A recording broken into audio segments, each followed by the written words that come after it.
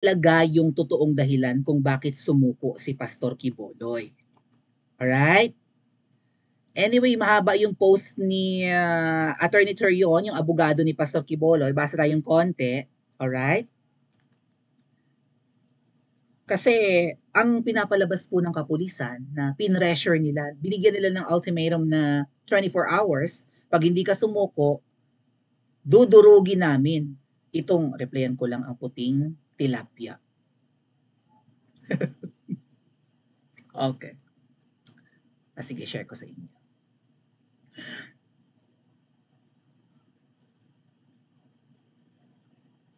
Ay. Okay. Alright. Never mind. Nag-post si Attorney Israelito Torion kung ano ang dahilan ng pagsuko ni Pastor Quiboloy. Pero alam nyo, dito sa pagpunta namin kagabi sa Liwasang Bonifacio, dyan sa prayer rally ng KOJC, may mga nabanggit dun sa amin ang mga inampalan kung bakit sumuko si Pastor Quiboloy. Aside from, naaawa na siya sa kanyang mga parishioners, di ba? So, posted by Attorney Torion, basahin natin at pakinggan din natin yung kanyang paliwanag maya-mayang konti.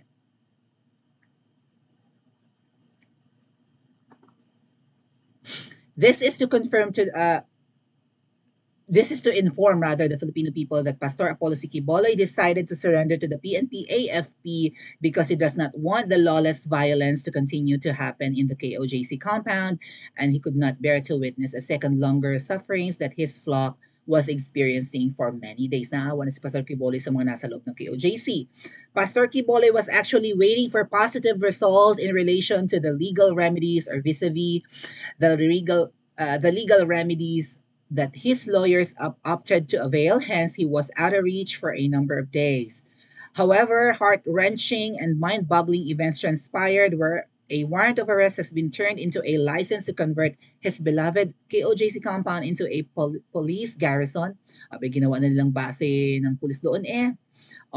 The sacred KOJC Cathedral being desecrated, nag-okay na nga, nagkadasira na nga, pinaliparan ng helicopter para liparin yung kanilang solar panels, tumalsik sa bubong, di ba?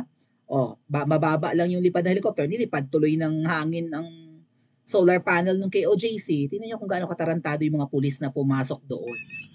Ang mga pulis doon, ang babantot, ilang araw na hindi nagbibisi, hindi nagpapalit ng uniforme. May mga pumasok doon, mukhang sanggano, may bata pa nga, pinagsuot ng uniform. Anong kabalahuraan yan, Tore? Anong kabalahuraan yan, Abalos? Under sa iyong kapulisan. Anong pinagagawa ninyo? Okay? So, hindi na maatim ni Pastor Quiboloy yan. School turned into a mining pit. Nagukay na nga. His followers as recipients of brutalities, one of whom even died, minamatay na. Scores endured. Many got arbitrarily arrested. Sa pilitang inaresto. Kung ano-ano pang ginawa. Yung mga sasakyan kinonfiscate. All of which caused Pastor Apollo Quiboloy's heart to bleed. No? Nasaktan na ang puso ng pastor. Nagdugo na nga raw.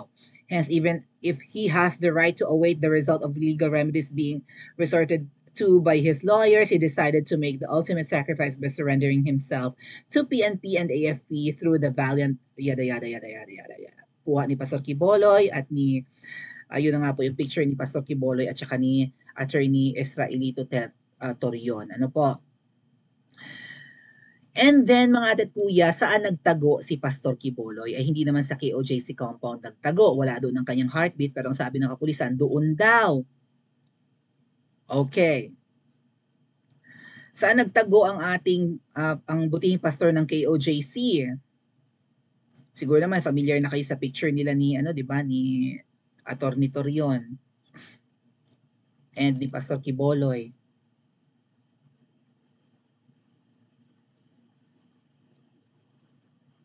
Sabi sa nakausap namin sa Liwasan, mga tatkuyas, ang nagtago kay Pastor Quiboloy, tama bang sabihin ko? Nabanggit na ni Ate Mean sa comment section, hanapin nyo na lang. Kaya yung outfit niya ganyan, no? Parang may pang Muslim siya na scarf. Itinago ng mga kapatid nating taga Mindanao sa kabundukan si Pastor Quiboloy habang nag-aantay. Wala siya sa KOJC. Okay? So nakakatuwa na may mga grupo ng mga kababayan nating Muslim na kakampi pa rin ng mabubuti. Okay? Ni PRRD at saka ni Pastor. Allegedly, mga ate at kuya, at sabi sa amin to sa liwasan, ang nagpasuko kay Pastor Quiboloy ay si Pangulong Duterte. Kaya kung napapansin nyo, yung post ng kanyang apo, na-post ko na rin yan, open ko lang yung post ni Lance. Screenshot ko yan eh.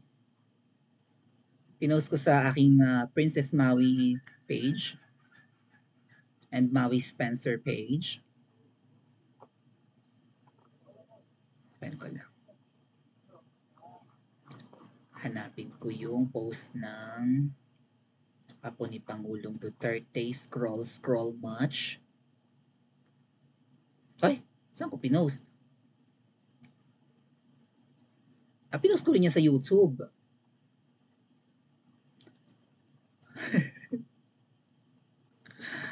Binura ba ni Lance yung post niya? Pero shinare ko yan eh. Dali ha. Hinahanap ko kasi sa post ni Lance yung dami ng post ni Lance eh. Dito na lang sa aking pinost ko yan sa YouTube. Hold on 1 second. Di na nahiya sa ISAF, pati ba naman presidente gusto pa rin ipakredit sa PNP ang pagsuko. What? Ay, ang kapal naman. Pati si Kuting nagki-credit grab sa pagsuko ni Pastor Quiboloy. Ano yun, successful sila kaya ganun?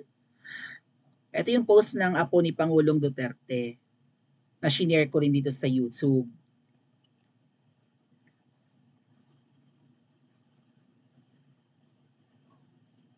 Pinasuko na po namin si Pastor Quiboloy. Namin. So, pamilyang Duterte. And sabi sa liwasan, walang ibang pakikinggan si Pastor sa kanyang dapat gawin, kundi si Pangulong Duterte lang. Payo lang ni Pangulong Duterte ang kanyang pakikinggan. And based from the statement of PRRD's apo na si Lance, pinasuko nila si Pastor Quiboloy. So kinausap ni PRRD, sumuko ka na. Anyway, sabi din Spokesari Roque, hindi ka naman pwedeng iparender sa mga kano kaagad. Kailangan mo nang tapusin ang kaso mo sa Pilipinas bago ka isurrender ng administrasyon ni Coting sa Anemika. Hindi pa nga tapos litisin ang kaso ni Pastor Quiboloy sa Pilipinas, i-deliver sa Amerika si Pastor Quiboloy. Anong kainutilan mo to, Coting? Anong katarantaduhan? Hawak na ba tayo ng Anemika, Coting? Tayo ba ay estado na ng Anemika? Ha? Are we governed by the Americans now, Kuting? Yan kasi ang sabi ni Sister Eleanor ng KOJC eh. Sakop na tayo ng mga kano at sunod-sunuran ka na sa kano. Ikaw ang literal na Kuting na nga, tuta pa. Ibang klaseng ano to. Ibang klaseng breed. Kuting na, tuta pa. Pusang maliit, asong maliit. Si Kuting ay tuta ng kano. Anong sabi ng inquiry dito? For President Ferdinand Marcos Jr., sect leader Apollo Quiboloy did not surrender to the government but was for what? Ay, may sinasabi si bangag match. Bangag na naman si Kuting. Hindi daw sumuko, sabi ni Kuting. Oh my God, Kuting! Discuss nga natin sa susunod nating vlog ha. Hindi daw sumuko si Pastor Quiboloy, kundi pinwersa na lumutang dahil ang PNP ay lumalapit na sa kanyang hideout. Ang PNP ay nasa loob ng KOJC. Malapit sa airport. Malayo ang kabundukan sa airport. Anong lumalapit na ang pulis sa kanyang hideout? Kuting, bangag na naman si Kuting. Anyway, discuss natin yan mamaya or sa susunod kong live. Ano nangyari kay Kuting? Parang bangag na naman. Hindi siya sumuko. Lumalapit na sa kanyang kuta sa pinagtataguan ng mga pulis. Sabi ni Kuting. Oh. O maybe sabi ng inquirer, ano ba talaga? Ang sabi ng apo ni Pangulong Duterte, pinasuko nila si Pastor Quiboloy. Well, kasama na rin dun syempre ang dahilan na para hindi na ma-desecrate ang KOJC. Wala nang mamatay pa ulit. Sumuko na lang yung pastor. And I hope mga ate at kuya, meron ding plano. Sina Pastor Quiboloy, sina Pangulong Duterte. Sana strategy nila to. Anyway, baka nawalan din ng pag-asa si Pastor Quiboloy sa hearing ng mga senador. Kakulong-kulong na nga, kakontempt-contempt na nga si Torre, hindi naman na-contempt ni Senator Bato. Yung ibang senador doon, hindi naman nagtatanong, si Bato lang. Tapos pag nagtanong si Bato, wala siyang follow-up question, walang gisa-gisa. Kung dalawa, tatlo ang senador na gumigisa, tapos ang sagot ay, at nape-pressure si Torre, baka na-contempt yun. Baka matik, maglabasa ng mga pulis, hindi naaabot sa pagsuko ni Pastor Quiboloy. Right? Illegal ang ginagawa ng mga pulis, hindi mo na-contempt, Senator Bato, porke kabaro mo. Now we're thinking kung iboboto ka namin. Disappointed na nga. Karapatan nating ma-disappoint mga ate at kuya. 'Di ba ganyan ang processes ng Senado, ng Kongreso, lower house and upper? Na kapag kasinungaling, narunong I swear to tell the truth, 'di ba may mga ganun sila, I swear to tell the truth and nothing but the truth, tapos nagsisinungaling. Si Sir J.M. Morales nga, yung former PDEA agent, hindi naman nagsinungaling, kinontempt nila eh. Itong paulit-ulit na nagsisinungaling na pulis, nasayawan ka ni Tori, naikutan ka ni Tori at wala ka nagawa ba to? Ang lambot mo naman. Tapos bangag na bangag si Marcos Jr. ngayon sa pinagsasasabi, oh. Kayo baga ay takot kay Marcos Jr. o kay Butod kayo takot? Kanino sila takot, mga adat kuya? At sana, itong pagsuko ni Pastor Quiboloy, hindi naman dahil sa takot lang din kay, well, feeling ko hindi takot si Kuting kaya, hindi takot si Pastor Quiboloy kay Kuting. Nung ka rin matatakot yan sa babaeng ahas. Okay? At sana nga po may strategy si na Pastor Quiboloy at PRRD sa kanilang pagsukong ito. Right? Anyway, matatalino sila. What do you think, mga ate at kuya?